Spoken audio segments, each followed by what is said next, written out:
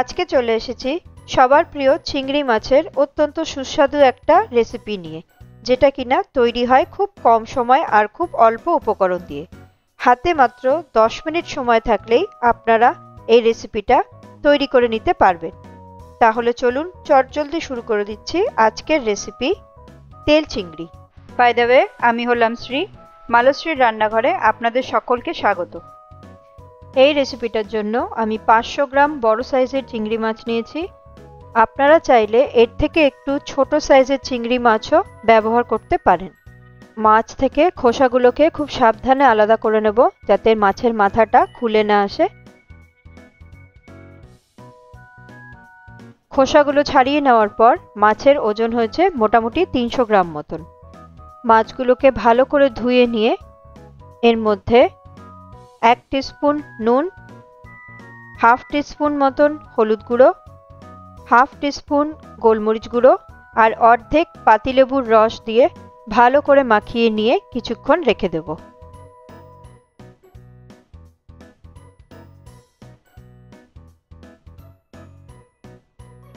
কড়াইটা খুব ভালো মতন গরম হয়ে গেলে 50 ml মতন সর্ষের তেল দিয়ে দেব। যেহেতু আজকের রেসিপিটার প্রধান উপকরণ হলো সর্ষের তেল, তাই তেলটা আমি এখানে একটু বেশি ব্যবহার করছি। তেলটাও খুব ভালো মতন গরম হয়ে গেলে কুচনো রসুন তেলের ওপর দিয়ে দেব। এখানে আমি দুটো বড় সাইজের রসুন কুচি করে নিয়েছি। রসুনটাকে তেলের ওপর খুব ভালো মতন ভেজে নেব। রসুনের রংটা যখন একটু বাদামি হয়ে আসবে, তখন ম্যারিনেট করা চিংড়ি মাছগুলো দিয়ে দেব। হালকা একটু নাড়াচাড়া করে নিয়ে দুটো কাঁচা লঙ্কা অর্ধেক করে দিয়ে দেব, আর দিয়ে দেব 1 টেবিল স্পুন মতন chilli flakes. Readymade chilli flakes আমি এখানে ব্যবহার করিনি। দুটো শুকনো লঙ্কা শুকনো খোলায় ভেজে গ্রাইন্ডারে একটু ক্রাশ করে নিয়েছিলাম। চাইলে আপনারা রেডিমেড চিলি ফ্লেক্সও ব্যবহার করতে পারেন। সবকিছু একটু ভালো মতন নাড়াচাড়া করে নিয়ে স্বাদ অনুযায়ী হাফ টিস্পুন নুন আর 1 টিস্পুন মতন চিনি অ্যাড করে দেবো। নুন চিনিটা ভালো মতন মিশিয়ে নিয়ে বেশ কিছুটা কুচনো ধনেপাতা দিয়ে দেবো।